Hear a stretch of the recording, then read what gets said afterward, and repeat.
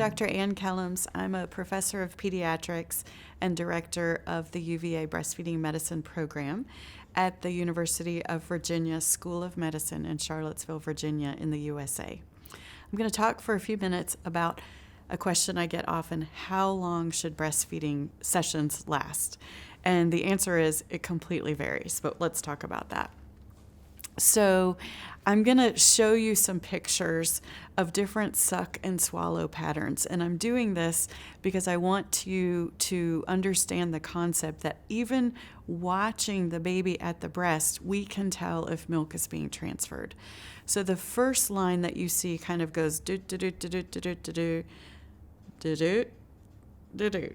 And thank you. I love all these little sound effects.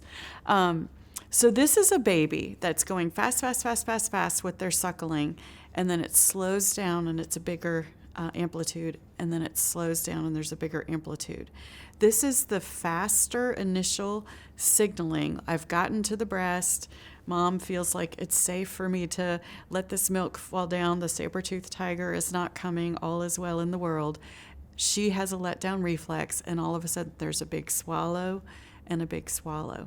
That's a nice, normal pattern for a baby that's initiating breastfeeding after lactogenesis 2 has occurred, and we'll explain that in a second. The next pattern I'm going to show you is do-do-do-do-do, big swallow, do-do-do-do-do, big swallow. This is a normal 1 to 2 day old newborn pattern. So this baby is giving some attempts, and there's 1 drop of colostrum. Do, a little bit more, 1 drop of colostrum. Nice normal pattern for a newborn in the first couple of days. The next one I'm going to show you is da-da-da-da-da-da, and then there's a pause, and then da-da-da-da-da-da. That is not transferring milk, and that is not feeding. This is a baby that is comfort suckling at the breast, maybe falling asleep, maybe taking breaks, happy, but not feeding.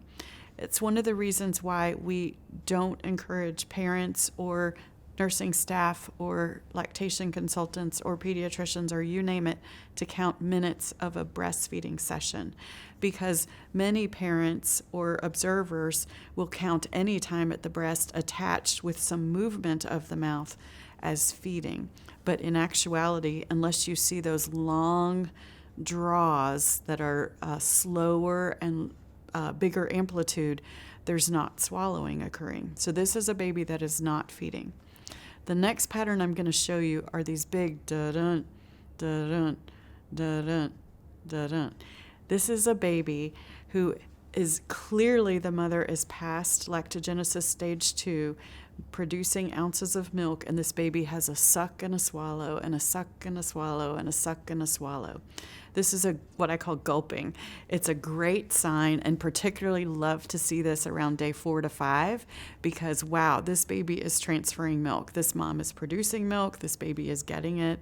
Really good sign.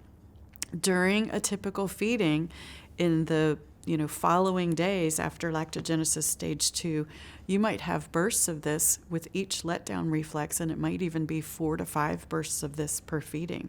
Some people don't realize that, and they will see these bursts, and then the baby will stop and pause, maybe letting things settle, maybe falling asleep temporarily, and they'll think, okay, the baby's done feeding, and then move on. But actually, if you burp the baby or take a little break or get their attention again, they can go back on the breast and do more gulping, gulping, gulping. So we want to have multiple sessions or multiple episodes of this during each breastfeeding session. So again, not about minutes. How do you tell when the feeding is over? Well, before lactogenesis stage 2, so before there's a sense of fullness in the breast and then emptiness, lighter, etc., we also can still watch the baby. So after the feeding, is the baby relaxed and content? I'm showing you a picture here of a baby that's awake, has their hand fisted by their mouth, and their mouth is open. That's cueing to eat.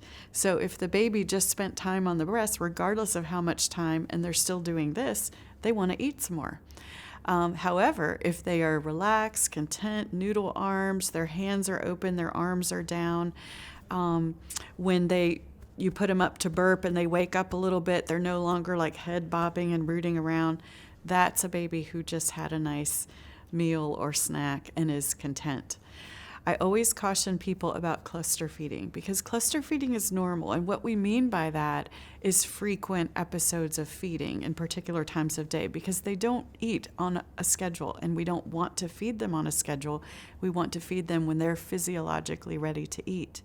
But cluster feeding, when the baby does not settle at the breast and does not ever reach this content state, even for a few minutes, is worrisome to me that there's not milk transferring. So I don't like the term cluster feeding. I don't like to necessarily warn parents about it. Instead, I'd rather them be watching for cues, and if you think they're hungry, go ahead and put them back to the breast. Even if you feel like they just ate, you're telling your body that they want a little more. You're continuously producing milk, and they will get a little bit more. After lactogenesis 2 is when, and would have to be, around day 4 to 5 or beyond, I always tell families, watch the baby's cues and listen to your body. So if you feel like, gosh, I still have milk in there, but the baby fell asleep and it's the first side, I'd be like, hey baby, wake up and let's have this be a meal instead of just a snack.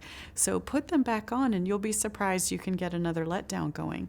Some parents will feel this is softer or lighter or squishier or more empty, but you really want, with each feeding, at least one side to feel like, wow, that made a really big difference. So if you have that and the baby is showing signs of being content, then your feeding is over.